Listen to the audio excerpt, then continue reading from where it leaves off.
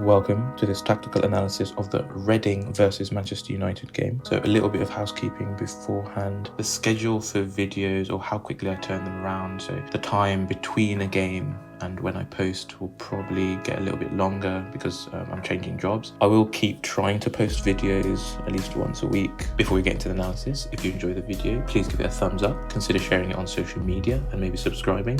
With that, let's talk about the match. So the first thing to mention is on Reading's behalf, they're missing some key players. So Natasha Dowie as well as Amelie Eikeland. So that obviously affects the way that they play, how effective they are. Okay, so the first thing to point out is one, Manchester United pressing in their 4-4-2 shape. And this is against Reading in their 2-1-4-3. So you've got your two centre-backs, your CDM, and then your full-backs with your other centre midfielders and your forwards quite narrow. Manchester United tried to press them, but often Reading, especially in the first half, were focused on getting the ball up the pitch really quickly and trying to focus on Manchester United's left-hand side and Reading's left, targeting Hannah Blundell, the left-back. But I think it wasn't just that they were targeting her, but also the centre-backs. Just both Thorstatier as well as Caldwell are quite slow on the turn and just generally don't have a lot of pace. And the way that Manchester United were one pressing, but then also retreating when defending, it did mean a lot of the times you ended up with, whether it was Harries, Harding or Rose, running into a channel 1v1 against one of these centre-backs, and that is going to be a problem for United.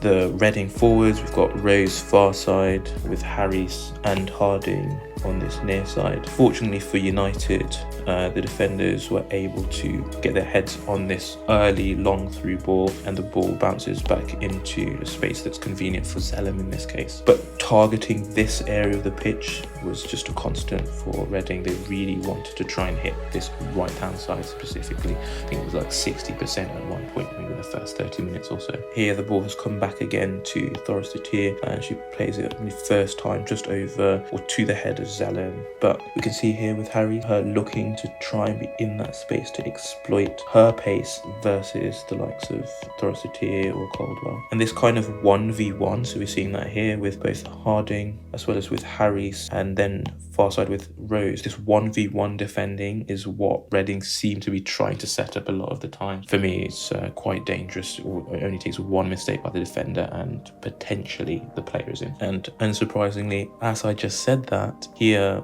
Zellem has passed back to the two centre-backs. I think it was Caldwell that she passed to, but she passed it in quite a looping manner. So Caldwell didn't want to step out, get it wrong, and have to take down the defender, so she backed off, and that allowed Reading, who in other phases of play as well, when they were able to force Manchester United into pass-backs, looked to be aggressive in their press. And you see that here with quite a few players here committed, pushing the Manchester United players into here making a mistake. Okay, so in the second half, Reading varied their attack. They were no longer focusing on targeting that right hand side. Now Reading were looking to try and just expose Manchester United's defenders on both sides, so whether it was Caldwell or Thorstatier, they were looking to try and have one of the fullback for Manchester United push up, tracking a forward, and then in behind there you'd have Rose, Harries or one of various other players looking to try and get into that channel. Typically it was Rose. Rose would attack both the left and right hand channels behind the centre backs because she's just lightning fast, and you know, like I said, all it takes is one mistake by the centre back and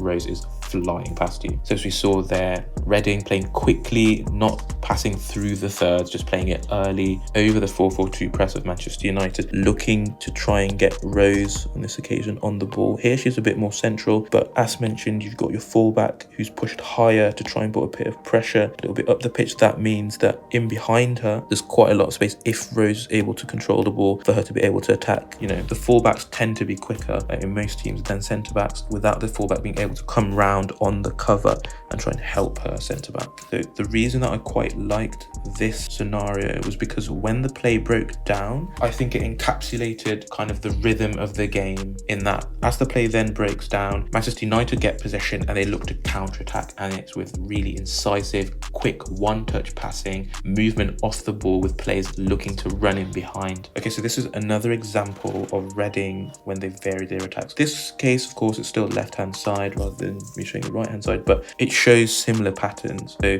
they've got a 2-1-3 here. So you've got your two centre-backs connected by this line here.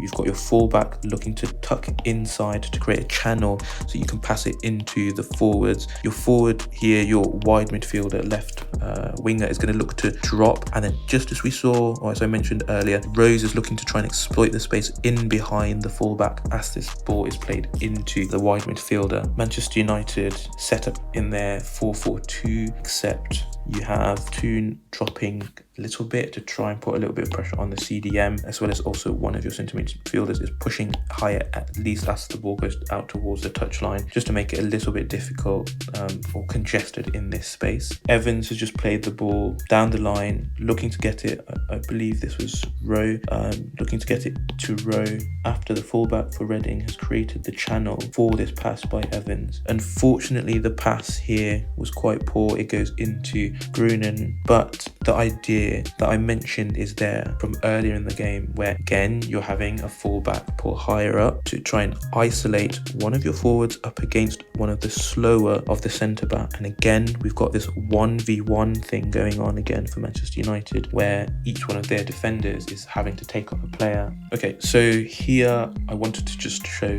one example of Reading's press. It's not the best because Mary Earps has just picked up the ball and decided to play the ball out early into Grunin. You see Reading's press, at least the shape, and I think it's a pretty good picture of it anyway. So you've got your two centre forwards setting up, looking to be in position to be able to press the centre backs, and then you've got your CAM a little bit deeper, kind of trying to cover presses into whether it was Zellum or Grunin.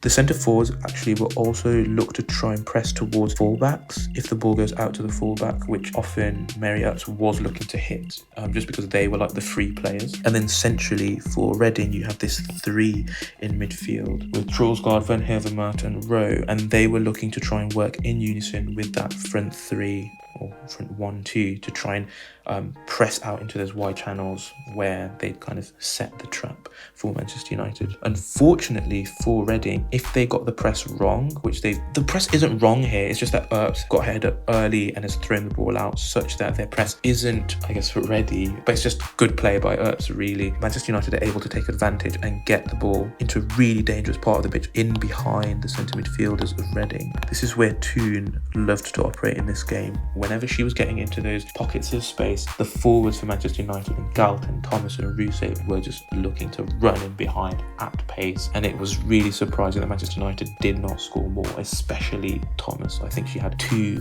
gilt-edged chances. This is another example of Reading looking to press, except this is in the second half, so they've changed from that 4-3-1-2 to instead a 4-3-3 or a 4-1-2-3 if it's easier to understand. So that 2 that I mentioned is here, and then you've got your front 3 set up as such, and here is that pass that I was mentioning by Mary Earps into one of the fullbacks who would have space. And I think also it's good to see here the centre midfielders for Manchester United in this 2-4 shape, building up out of the back, 2-4-1-3, just because I think in the second half, from the 60th minute onwards, Manchester United were a little bit more conservative in possession, not necessarily just in build-up, but in possession. So as they took it up the pitch, there was less commitment from the likes of Zellum, as well as also their fullback. But great scenario here where we see the forwards looking to run in behind, which is just a constant throughout this game. And whilst we have Russo here, I think it's good to mention that her and Thomas swapped positions on occasion. So swapping centre forward and right wing positions, and then sometimes if the ball was being thrown in on the left hand side, they would kind of bunch up together on that left hand side to create opportunities to flick on, both being relatively aerially dominant, and then having Galton be the one looking to try and get in behind, using them as a platform. Of course, Reading tried to counter-attack or play directly, I guess, but then another key string in their bow was definitely their set pieces. Manchester United were living dangerously on some of these set pieces, and this is one such set piece where Mary Earps is able to just get across the goal and get a little foot on the ball and somehow save it in combination with her defenders, and that was a thing that happened quite a few times in the game. So moving on to Manchester United, I would suggest having a look at the tactical summary in the description as well as in the comments down below. I've covered the majority of the points. The only other thing is to really belabor the point that Manchester United were really dependent on counter-attacking and pace, and you kind of see that here in this example in the 59th minute, where Reading play the ball out towards the left-hand side, play breaks down as Reading look to try and get the ball back inside, and Manchester United just cut them apart with this really quick one-touch passing, just as in the example that I gave a little bit earlier in the video. Really something quite beautiful to see, a team in motion like this. And with that, we've covered the main points. If you enjoyed the video, please give it a thumbs up, consider subscribing and sharing on social media, and with that, we're out.